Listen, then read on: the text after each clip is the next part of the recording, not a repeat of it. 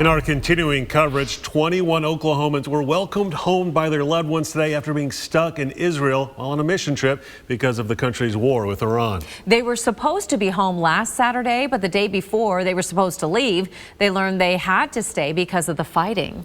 Fox 23's Jade Morrow is live at Tulsa International Airport. Jade, you were there today when the Oklahomans arrived back home, and you talked to a family who's so happy this scary ordeal is behind them.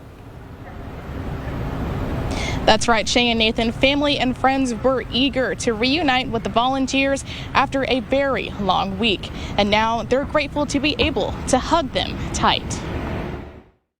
Homemade signs, balloons, flags, smiles, and hugs made for the picture-perfect reunion between their loved ones and volunteers coming back to Oklahoma after being stranded in Israel for more than a week.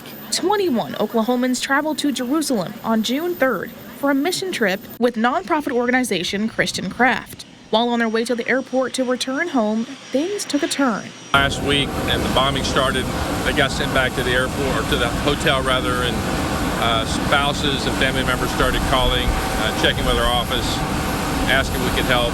We got involved. There's so many other people to be involved as well.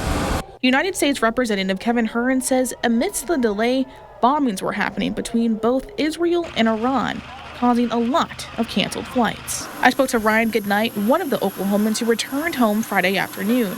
He said the trip was going fine and there were no signs of conflict. At about 4 hours before we were to depart, that's when we got our first air raid siren. That's when the first round of missiles came in. Goodnight's wife, Teresa, and 10-year-old daughter, Isabella, found out from their cousin watching news coverage.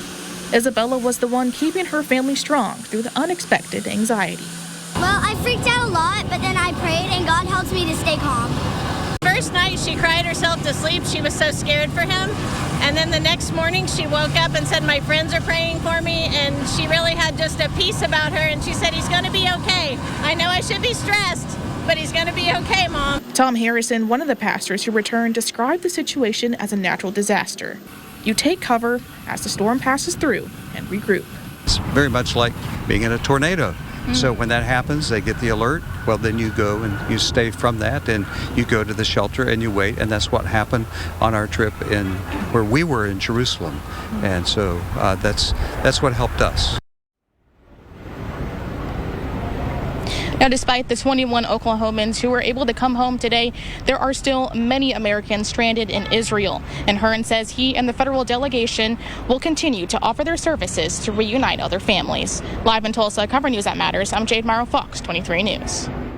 There is a local group called the Gray Bull Foundation with the Tulsa Community Foundation that's raising money for the efforts to rescue Americans and allies from conflict and disaster zones.